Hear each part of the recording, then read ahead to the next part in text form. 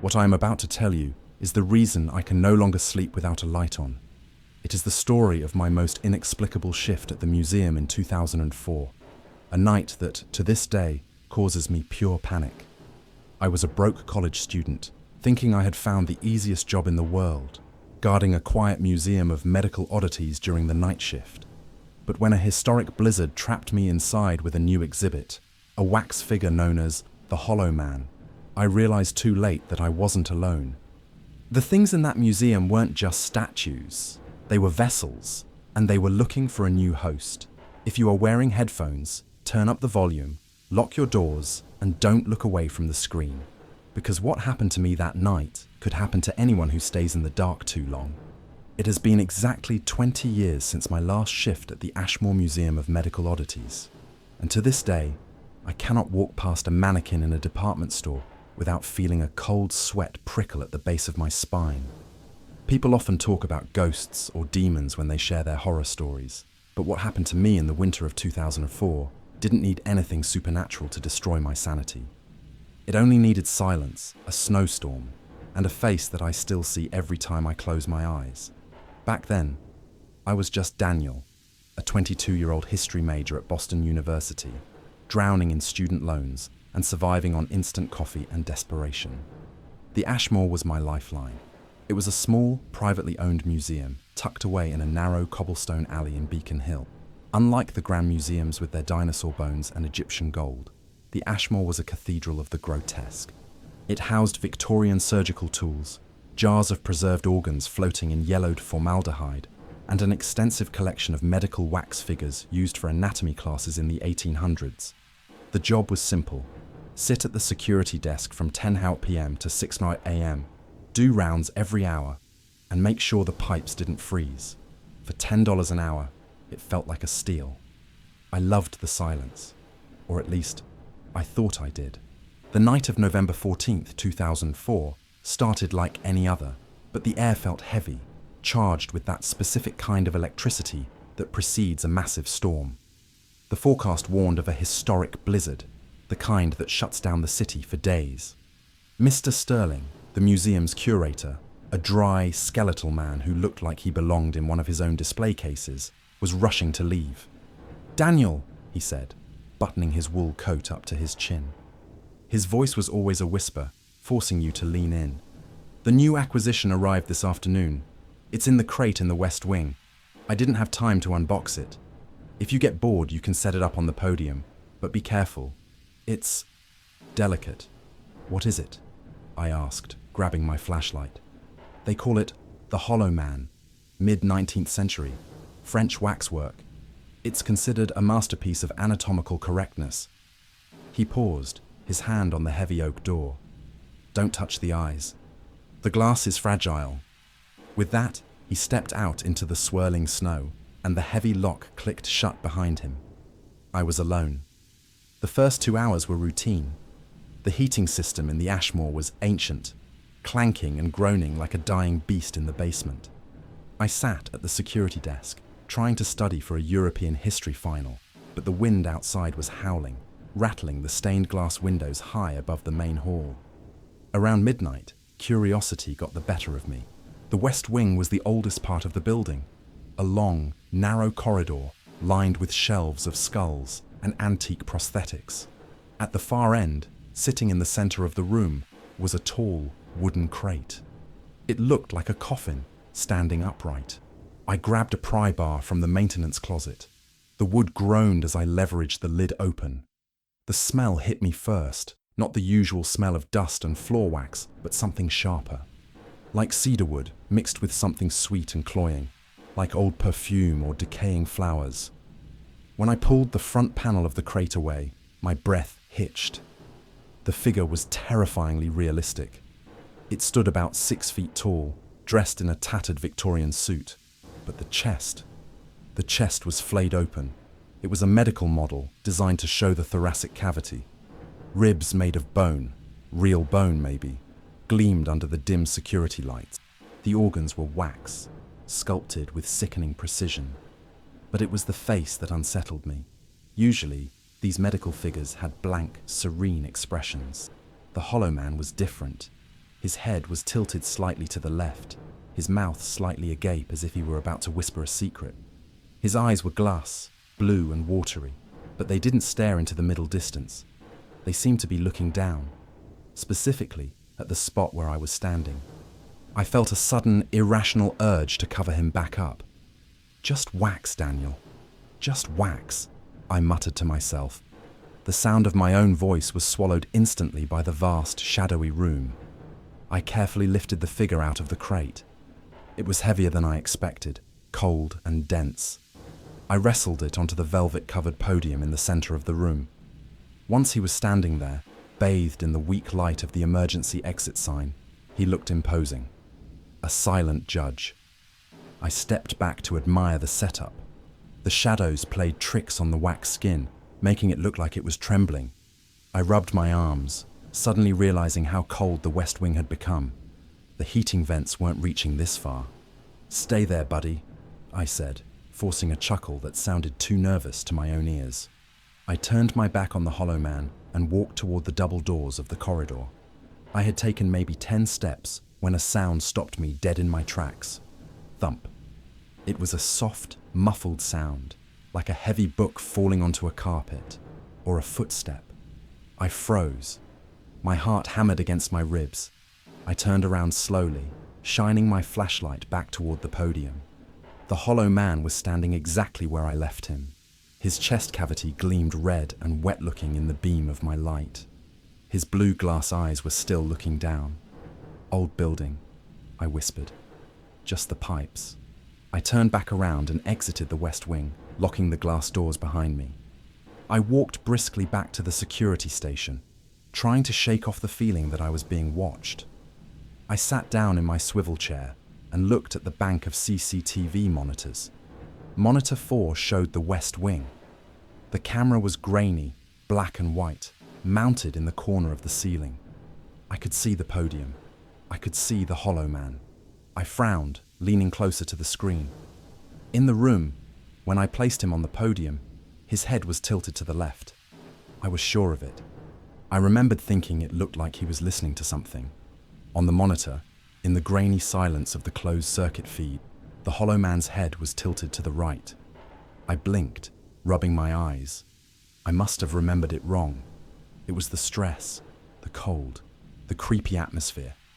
I grabbed my logbook to write down the 1 a.m. entry, but my hand was shaking. Outside, the wind shrieked, slamming against the building with a violence that shook the floorboards. The lights overhead flickered once, twice, and then buzzed loudly. I looked back at Monitor 4. The screen flickered with static. When the image stabilized, the figure was still there. But now, I noticed something else. Something that made my blood turn to ice water. The crate I had opened. The wooden panels I had left leaning against the wall. They were now lying flat on the floor. And I hadn't touched them. Denial is a powerful mechanism. It is the mind's way of stitching a wound before it bleeds out. I sat there in the flickering blue light of the security monitor, staring at the fallen wooden panels on screen 4. And I forced myself to construct a logical narrative. The storm. It had to be the storm. The building was old, the foundation porous. The vibrations from the gale force winds outside had simply knocked the wood over. As for the head of the Hollow Man tilting, that was a trick of the light. Pixelation. A low-resolution lie told by a cheap camera. I repeated this mantra until my heart rate slowed, though the sweat on my palms made the plastic of the computer mouse slippery. I tried to switch my focus back to my European history textbook, but the words swam on the page. The silence of the museum had changed. It was no longer empty. It felt expectant.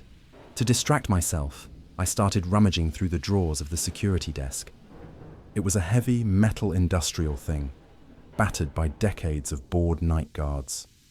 In the bottom drawer, buried under a stack of yellowed takeout menus and dead batteries, my fingers brushed against something textured. Leather. I pulled it out. It was a small black notebook, the binding cracked and peeling. On the cover, scratched into the leather with what looked like a pocket knife, was the name, Elias Thorne, 1989. I remembered Mr. Sterling mentioning an Elias once. A guard who had quit abruptly in the late 80s without collecting his final paycheck. Curiosity, that fatal flaw of the young, took over. I opened the book. Most of the pages were mundane. Logs of temperature checks, complaints about the coffee machine, doodles of caricatures. But as I flipped toward the end of the notebook, the handwriting changed. It became jagged, hurried. The ink was pressed so hard into the paper that it had torn through in places. November 12th, 1989. The eyes are wrong. I know they are glass, but they track the light. I walked past the jar room, and I swear the fetus in the third jar turned its head. November 14th, 1989. I can hear them breathing. Not the pipes. It's a wet sound, like air moving through a crushed throat. I'm not going back to the West Wing. Sterling can fire me. Something walks in there when the lights dim. I felt a chill that had nothing to do with the drafty lobby. November 14th. That was today's date. Exactly 15 years ago.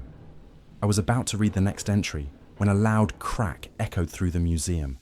The lights in the lobby surged, burning blindingly bright for a split second, and then died.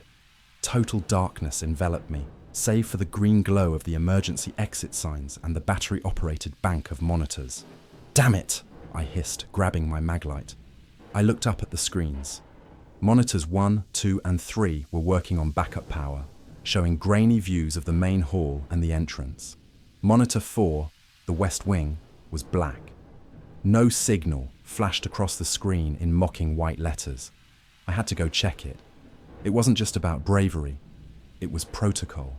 If the breaker had tripped, the climate control in the West Wing would fail. The wax figures could crack in the freezing temperatures, and I would be liable. I stood up, my knees popping. The beam of my flashlight cut a solid cone through the dust motes dancing in the air. The museum transformed in the dark. The shadows stretched long and distorted, turning coat racks into lurking figures and display cases into coffins. I walked toward the West Wing. The sound of the storm was muffled here, deep in the belly of the building. The only sound was the squeak of my rubber soles on the marble floor. Step, step, step. Then I stopped. From down the corridor, in the direction of the West Wing, came a sound. Scrape, scrape.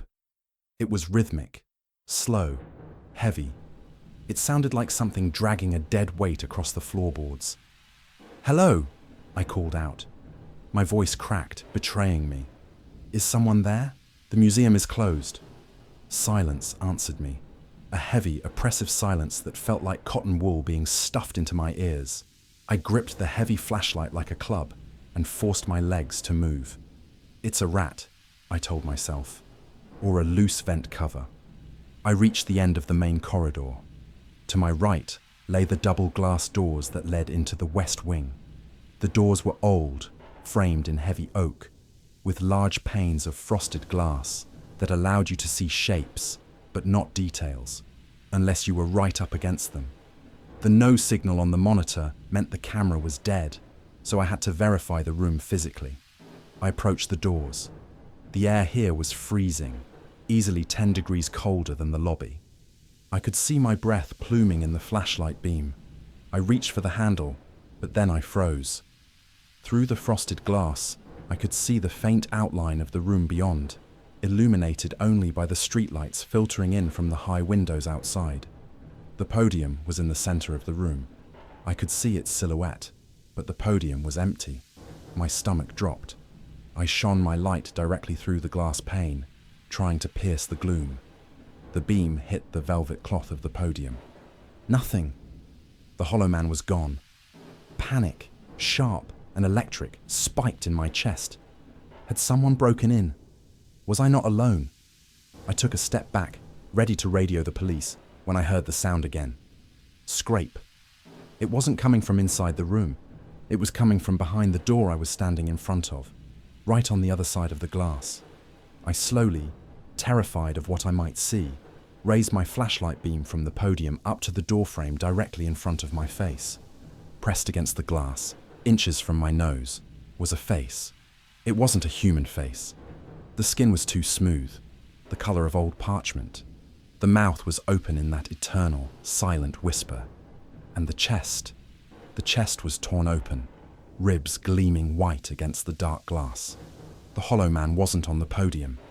He was standing directly against the door, blocking my path, and his blue glass eyes were wide open, staring directly into mine. Then, the handle of the locked door slowly began to turn. For a moment that stretched into infinity, I was paralyzed. The human brain is wired to recognize patterns, faces, movement, danger, but it short circuits when confronted with the impossible. The face pressed against the frosted glass was motionless, yet the brass handle of the door was twisting with a deliberate, grinding mechanical force. The lock clicked, the latch tongue hit the strike plate, the door rattled, violently, once, then again. That sound broke my paralysis. I didn't scream. I didn't try to reason with whoever, or whatever, was on the other side. I spun on my heels, the rubber soles of my sneakers screeching on the polished marble, and I ran. I sprinted back down the main corridor, my flashlight beams swinging wildly, illuminating flashes of the museum's horrors. A jar of teeth here, a skeleton of a deformative birth there. They all seemed to be grinning now, conspirators in the dark. The darkness felt thick, viscous, as if I were running through deep water. Behind me, I heard a dull thud against the west wing doors, followed by the groan of wood under stress. I practically threw myself into the security station, slamming the metal door shut and engaging the deadbolt. I backed away until my spine hit the file cabinets, my chest heaving, my breath coming in ragged gasps. Okay, calm down, I wheezed. Someone broke in. It's a prank. It's a sick, twisted prank. But I knew it wasn't. I had seen the chest of that thing. I had seen the ribs. No human being could wear a costume that realistic. And the eyes. There was no life behind them, only a cold, glassy reflection of my own terror. I lunged for the landline phone on the desk. My shaking fingers fumbled with the receiver. I held it to my ear, desperate for the comforting drone of a dial tone. Silence. Not just silence, but the dead, heavy silence of a disconnected line. I slammed the receiver down and dug into my pocket for my cell phone, a clunky Nokia brick I had bought used. Searching for network flashed on the tiny green screen. The storm. The blizzard must have knocked out the towers, or the heavy stone walls of the museum were blocking the signal. I was trapped. I looked at the monitors. Monitor 4, the west wing, was still displaying no signal. The other screens showed the main hall and the lobby, bathed in the eerie green glow of the night vision mode. Nothing moved. The museum was still. But I knew I wasn't alone. Needing something to anchor me to reality, I grabbed Elias Thorne's journal again. My hands were trembling so hard I nearly tore the pages. I needed to understand. Elias had been scared. Elias had left. Why? I flipped past the pages I'd read earlier, scanning for anything that could explain what was happening. Toward the end of the notebook, the handwriting became almost illegible, scrawled in charcoal or thick pencil. December 2nd, 1989. I found the invoice for the French collection. The shipment from Paris. It wasn't just art. The sculptor, Henri Voisin, I looked him up in the library. He wasn't an artist. He was a spiritualist, a medium. I squinted at the faded text, the light from my flashlight flickering as the batteries began to wane. Voisin believed that the soul needs a container to remain on this plane. He didn't sculpt statues. He built vessels. He used the hair of the deceased, the clothes they died in. He believed that if the likeness was perfect enough, if the vessel was hollow enough, something would step in to fill it. I felt sick. The Hollow Man. The name took on a new, nauseating meaning. It wasn't a reference to the missing organs. It was a description of its function. It was an empty shell waiting to be inhabited. They aren't haunted, Elias had written on the very last page. They are hungry. A loud crash from outside the security office made me jump, dropping the journal. It sounded like glass shattering, heavy, reinforced safety glass hitting the floor. I grabbed the flashlight and killed the beam. Darkness swallowed the small office. I crawled under the desk, peering up at the bank of monitors, my heart hammering so hard I thought it would bruise my ribs. I watched monitor 2. This camera covered the junction where the West Wing corridor met the main hall. For a long minute, there was nothing. Just the grainy green static of the empty hallway. Then, a shadow detached itself from the darkness. It moved with a jerky, uneven gait. Thump drag, thump drag. It was the sound of a stiff, heavy limb being forced to articulate. The figure stepped into the frame. It was the Hollow Man. In the low-quality footage, he looked like a nightmare. His tattered suit hung loosely off his frame. His head was lolling unnaturally to the side, as if the neck muscles, or whatever wax equivalent existed, couldn't quite support the weight of the skull. He stopped in the middle of the hallway. He stood perfectly still. Then, slowly, he turned his upper body. Not toward the exit. Not toward the valuable artifacts in the display cases. He turned toward the camera. He stared directly into the lens. And then he raised a hand. A stiff, pale, wax hand. He pointed a finger down the hallway, toward the security station. He knew where I was. The realization hit me with the force of a physical blow. He wasn't wandering aimlessly. He was hunting. I scrambled out from under the desk, panic overriding all logic. The security door was metal, yes, but the window in it was glass. Reinforced, wire mesh glass, but glass nonetheless. If that thing had shattered the West Wing doors, it could get in here. I needed a weapon. I needed a way out. I looked at the fire safety map pinned to the wall. The main entrance was too far. I'd have to run right past him to get there. The back delivery entrance was in the basement, through the storage catacombs. The basement. It was a terrifying thought. The basement was a labyrinth of old archives and boiler equipment, but it had a heavy steel loading door that opened to the alleyway. I grabbed the heavy ring of keys from the hook on the wall. I took a deep breath, gripping my heavy flashlight like a baton. I had to make a run for the stairwell. It was 20 feet from the security office door. I watched the monitor. The Hollow Man was moving again, coming closer to the office. He was slow, but he was relentless. 1, 2, 3. I unlocked the deadbolt. I threw the door open. I didn't look back.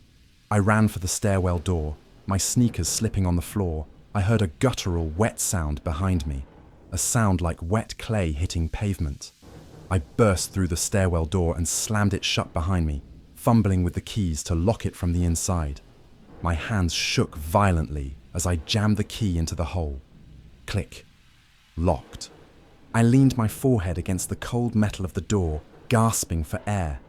I was safe for a moment. Then, from the other side of the door, inches from my ear, came a polite, gentle knock. Knock. Knock. Knock. And a voice. Not a human voice. It sounded like wind whistling through a dry reed, mimicking human speech without understanding the cadence. Dan! Eel! It knew my name. I backed away from the door, stumbling down the first few steps into the pitch-black darkness of the basement. But as I descended, I realized something that made my blood run cold. The basement wasn't silent.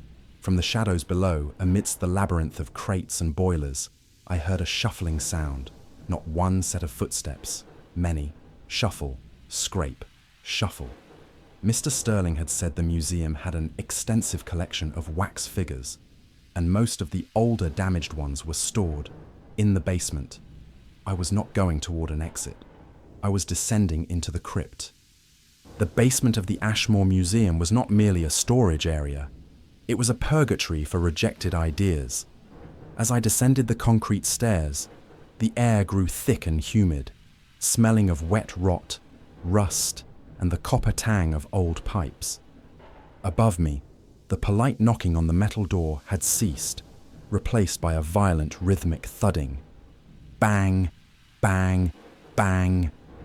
The steel frame groaned under the assault. The Hollow Man was no longer asking for entry. He was carving it out. I reached the bottom landing, my flashlight beam flickering nervously. The batteries were dying, the light turning a sickly yellow that cast long, muddy shadows.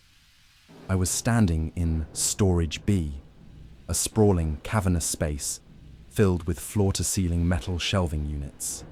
This was where the broken things went.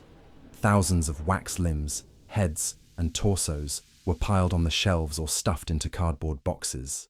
Some were wrapped in translucent plastic sheeting that shimmered like ghostly shrouds. Others were exposed, faces melted by heat, fingers snapped off, glass eyes missing. In the silence of the basement, the shuffling sound I had heard earlier had stopped. The stillness was absolute, but it felt poised, like a predator holding its breath before the pounce. I needed to get to the loading dock. It was on the far side of the basement, past the boiler room. If I could reach the heavy industrial doors, I could trigger the manual release and spill out into the alleyway. The snowstorm would be brutal, but it was better than being in here with them. I started to move, weaving through the aisles of shelving. My footsteps felt deafeningly loud on the concrete. I kept my eyes locked forward, terrified that if I looked at the shelves, I would see a plastic-wrapped head turn to watch me pass. Don't look. Just walk. Just walk. I was halfway through the aisle when I smelled it. Amidst the rot and rust, a distinct scent wafted through the damp air. Acrid smoke. And something cooking. I slowed down. The smell was coming from a small, caged-off area near the boiler room, the maintenance cage.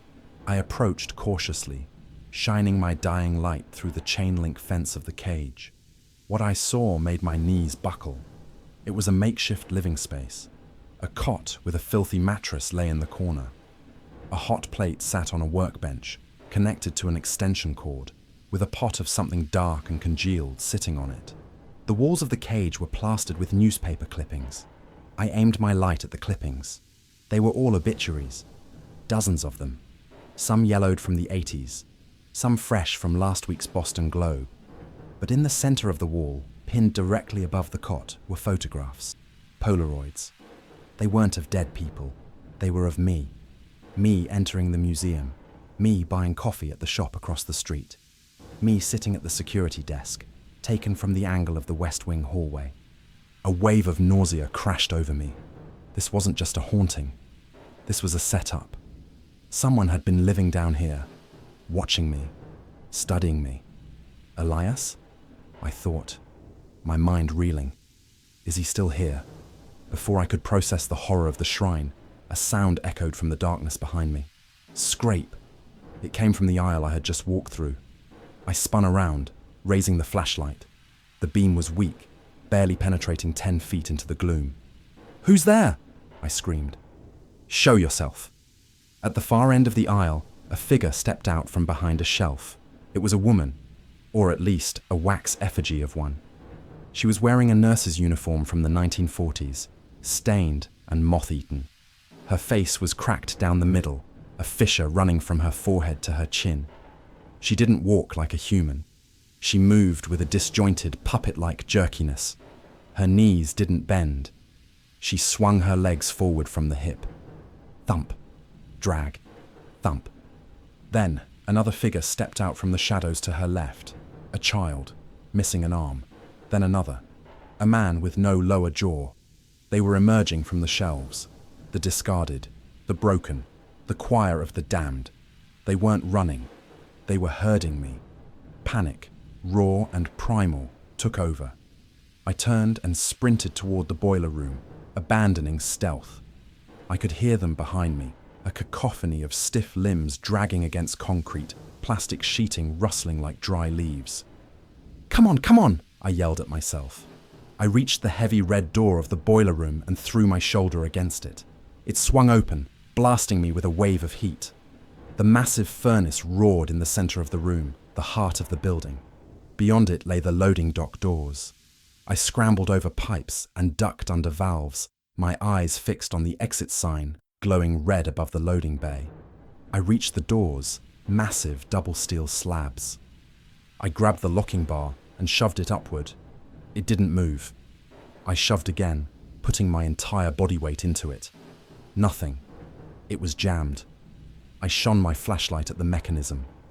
A thick, heavy industrial chain had been wrapped around the handles and secured with a padlock. but the padlock was on the inside. This wasn't to keep people out. It was to keep something in, or to keep me in. I grabbed a heavy wrench from a nearby workbench and smashed it against the padlock. Sparks flew, but the lock held. Clang, clang. "Open! Damn you!" I screamed, swinging the wrench again and again, tears of frustration stinging my eyes. Then, the roaring of the boiler seemed to drop in volume, or perhaps another sound rose to meet it. From the doorway I had just come through, the only way out of this dead end, a shadow fell across the floor. I turned slowly, my back pressed against the cold steel of the locked exit. Standing in the doorway of the boiler room was the Hollow Man. He had made it down the stairs. Up close, he was hideous. The wax of his face was smooth, but the underlying structure seemed to be shifting, pulsing. The open cavity of his chest was no longer just red paint and plastic. It glistened with a wet, dark fluid that dripped onto the concrete floor. He stepped into the room. The heat of the boiler didn't seem to bother him. In fact, the wax on his cheeks seemed to soften slightly, giving his face a grotesque, melting malleability. Behind him, in the shadows of the corridor, I could see the others. The nurse, the child. They crowded the doorway, a silent audience waiting for the main act. The Hollow Man stopped 10 feet away from me. He tilted his head, that jerky, bird-like motion. And then his jaw unhinged. It dropped far lower than a wax jaw should allow, stretching the material until it tore at the corners. A voice emerged. It wasn't the reedy wind sound from the stairwell. It was clearer now. It sounded like a recording being played backward and then forward again. "The vessel is ready." He took a step forward. I raised the wrench, my hand shaking violently. "Stay back." He didn't stop. He raised his hand, the hand with the long tapered fingers, and pointed at the boiler. "Warm," the voice rasped. "Soft." I realized then what he wanted. He didn't want to kill me, not yet. He wanted the heat. He wanted to be soft, pliable, and he wanted me to witness what came next. The flashlight in my hand flickered one last time and died.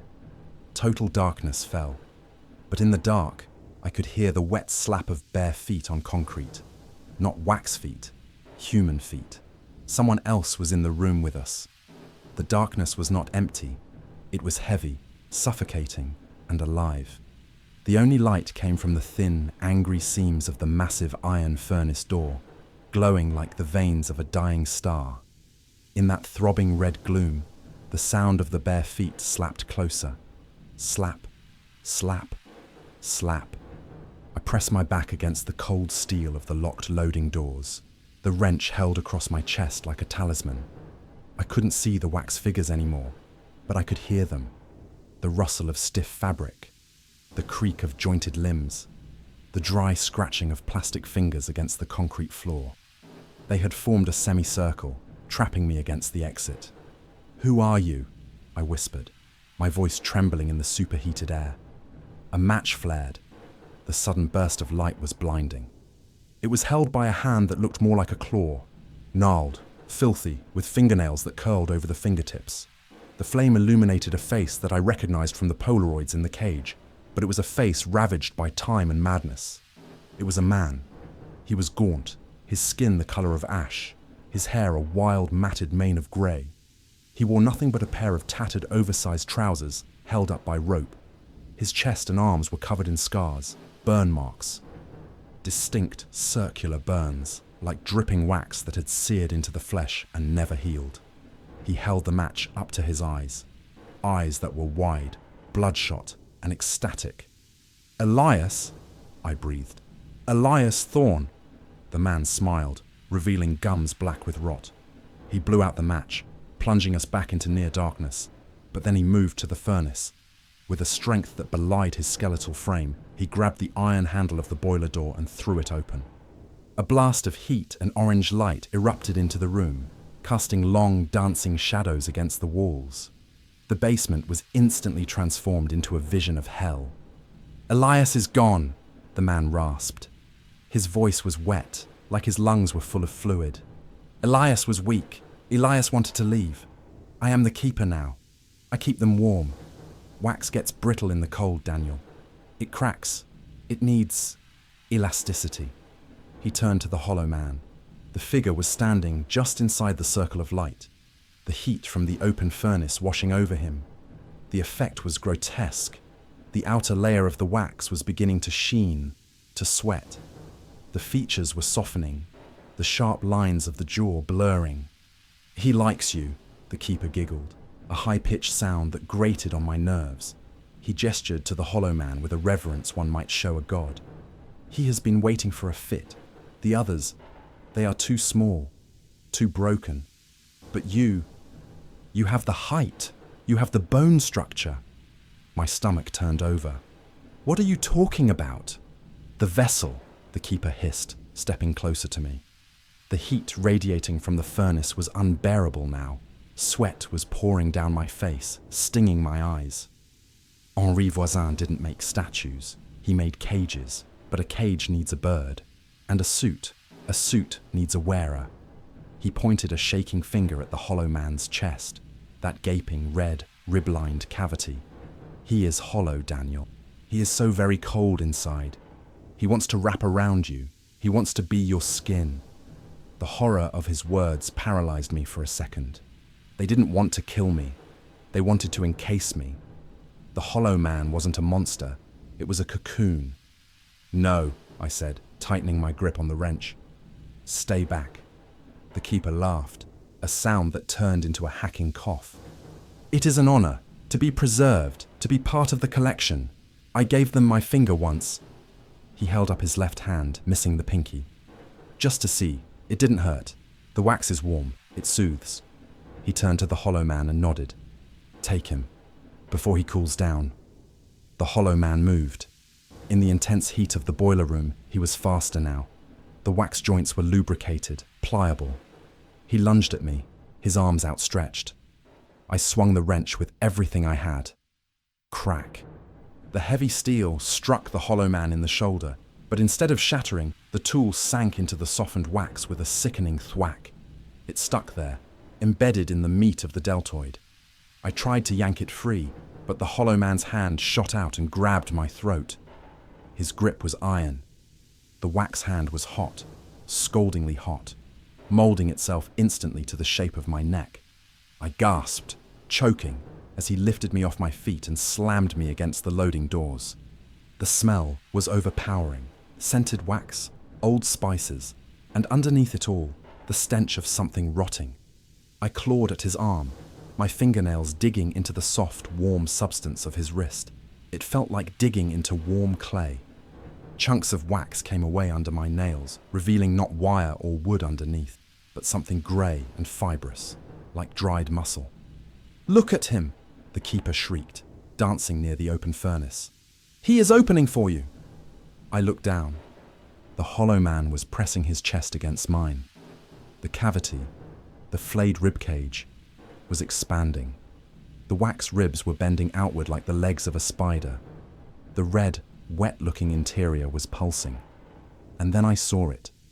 Deep inside the chest cavity, embedded in the back of the wax torso, was a face, a tiny, shriveled, human face, preserved in the wax like a fly in amber. It was screaming silently.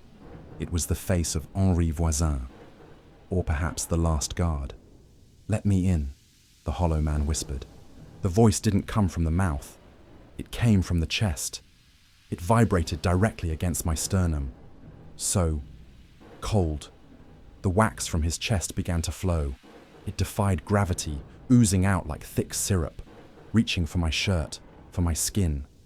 I could feel the searing heat of it burning through my clothes. It was trying to fuse with me.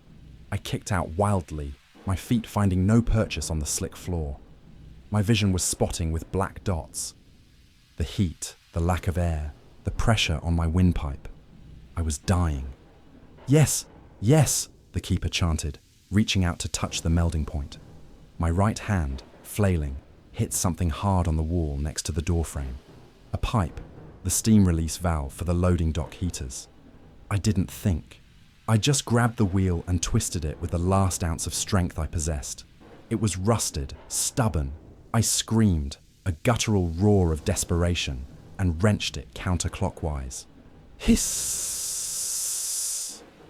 A jet of high-pressure steam exploded from the pipe directly above us.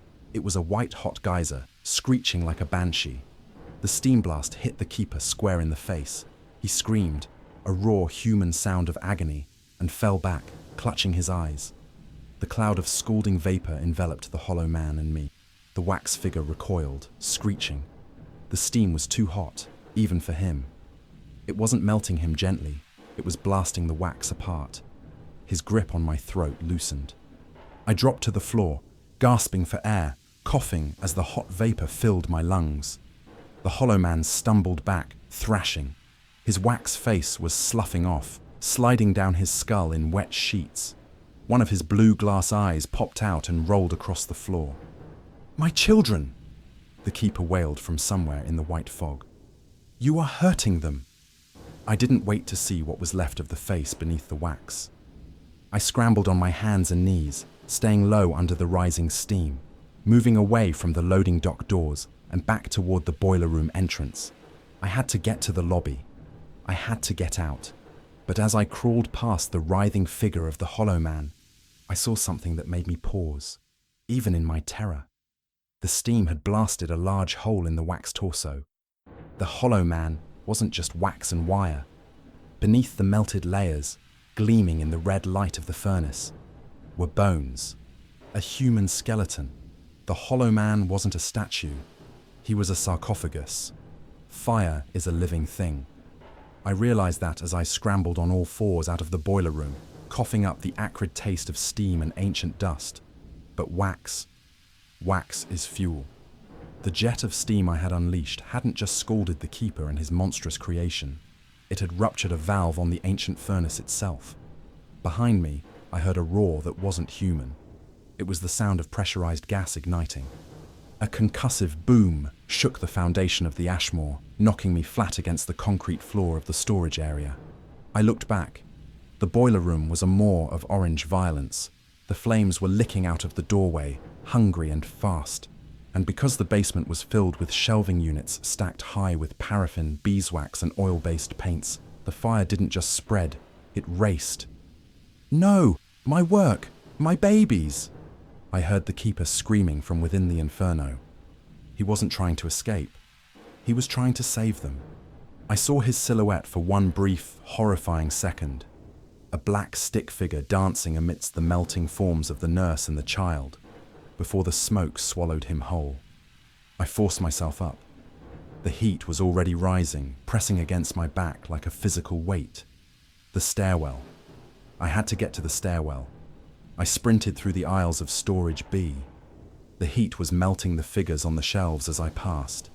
Their faces drooped, their plastic eyes sliding down their cheeks like tears. Fingers dripped like candle wax, pooling on the floor. It was a nightmare in motion, a surrealist painting melting into reality. I hit the stairs and took them two at a time, my lungs burning. The smoke was faster than me. It curled around my ankles, a grey serpent constricting my airway. I burst through the door at the top of the stairs and spilled into the security office. I didn't stop. I slammed the door shut, though I knew it wouldn't hold the fire for long. The main hall of the museum was still dark, silent, and freezing. The contrast was jarring. Down below, hell was breaking loose. Up here, the storm was still rattling the windows in a cold blue rhythm. I ran toward the main entrance, my footsteps echoing on the marble. I could hear the fire alarm finally triggering, a shrill, piercing bell that seemed miles away. I reached the massive double doors, locked, deadbolted from the inside, with a key I didn't have. "Come on!" I screamed, slamming my shoulder against the wood. It was solid oak, reinforced with iron. It didn't budge. I looked around for something, anything, to break the glass panels. The security desk was too far. The fire was already eating through the floorboards near the west wing. I could see the orange glow bleeding up through the cracks in the marble. The smell of burning wax, sickeningly sweet, like scorched honey and roasting meat, began to fill the lobby. Then, I saw it. The fire axe. It was mounted in a glass case on the wall near the coat check. I ran to it, smashing the glass with my elbow. I didn't feel the pain of the shards cutting my skin. Adrenaline is a powerful anesthetic. I grabbed the axe, the red handle heavy and reassuring in my grip. I turned back to the main doors, but I wasn't alone. Standing between me and the exit, bathed in the flickering orange light of the encroaching fire, was a figure. It wasn't the keeper. It wasn't the nurse. It was the Hollow Man. He had survived the steam. He had survived the fire below. But he was changed. The steam had stripped away much of his wax exterior. He was a ruin of anatomy. Half of his face was gone, revealing the grinning, yellowed skull beneath. His chest cavity was a mangled mess of melted red wax and exposed human ribs. The skeleton inside him was now clearly visible, fused with the wire mesh and the remaining wax muscle. He didn't run. He didn't shuffle. He dragged himself. His legs were fused together by the heat, a stump of melted matter. He pulled himself forward with his arms, his skeletal, wax-dripping arms scraping across the marble floor. Scrape, drag, scrape. Dan, I'll. The voice didn't come from a mouth. It bubbled up from the wet, heaving mess of his chest. Stay with us. He reached out a hand. The fingers were stripped to the bone, the tips glowing hot. I raised the axe. Go to hell. I didn't swing at him. I swung at the door. Crash. The axe head buried itself in the wood. I wrenched it free and swung again. Crash. Splinters flew. The Hollow Man was closer now, 5 feet away. I could feel the heat radiating off him. He was a burning ember given life. Crash. The wood gave way. A blast of freezing wind and snow exploded into the lobby, swirling with the black smoke. The oxygen fed the fire behind me, and the lobby erupted into light. I didn't look back at the creature on the floor. I squeezed through the hole I had made, the jagged wood tearing my uniform. I tumbled out onto the snowy steps of the Ashmore Museum. The cold was a shock to my system, violent and immediate. The wind howled, whipping the snow into a frenzy. I scrambled down the steps, slipping on the ice, falling, crawling, just getting away from the building. I made it to the middle of the cobblestone street before I collapsed. I rolled onto my back, gasping, the snowflakes melting on my burning skin. I looked up. The Ashmore Museum was glowing. Flames were licking out of the roof, shattering the stained glass windows.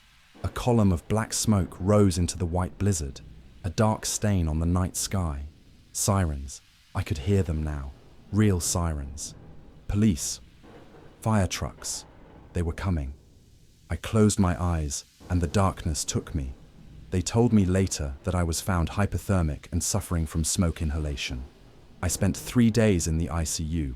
The official report stated that the fire was caused by a faulty boiler, exacerbated by the improper storage of flammable chemicals in the basement. They found bodies in the wreckage, or remains. They found Elias Thorne. Or rather, they found a charred corpse fused to the metal grating of the basement floor. The dental records matched. But that wasn't the news that made me drop out of college and leave Boston forever. The forensic team found other bones, dozens of them, hidden inside the melted pools of wax that had once been the museum's masterpieces. Skulls inside busts, femurs inside legs. The Ashmore hadn't just been a museum, it had been a tomb. A hiding place for the missing, preserved in plain sight, encased in the very medium that was supposed to mimic life. But there was one anomaly in the report, one detail that the police couldn't explain, and that haunts me every single night. They did a full inventory of the skeletal remains found in the ashes. They identified the nurse. They identified the child. They even identified the older figures from the 1800s. But they never found the skeleton of the Hollow Man. The crate in the West Wing was listed on the manifest, but in the debris of the lobby, there were no bones, no melted pool of wax with a skull inside. The official theory is that the fire was so intense in the drafty lobby that it incinerated the bones completely, turning them to ash that was swept away by the wind. But I know the truth. I know because sometimes on nights when it snows, I wake up to the smell of burning wax. I know because when I walk past a department store window, I check the mannequins to make sure they aren't breathing. And I know because of what I saw just before I passed out in the snow that night. Through the hole in the door, amidst the raging fire, I saw a shadow dragging itself back into the flames, not to die, but to hide, to wait. The Hollow Man didn't burn. He just went back to find a new shell. And somewhere, in some dark corner of this world, I know he's still waiting. Waiting for the cold, waiting for the silence, waiting for a perfect fit. And that is why I never returned to Boston. The police closed the case, the ashes were cleared, but the feeling of that cold, wax hand around my throat has never left me. If this story sent a shiver down your spine, please subscribe to the channel and activate the notification bell. We have many more terrifying archives to open, and you won't want to miss what comes next. I want to hear from you. Have you ever worked a job where you felt like you were being watched? Or have you ever seen something move that shouldn't have? Tell me in the comments below and let me know where in the world you are listening from. Thank you for joining me in the dark. Until next time, try not to look too closely at the shadows.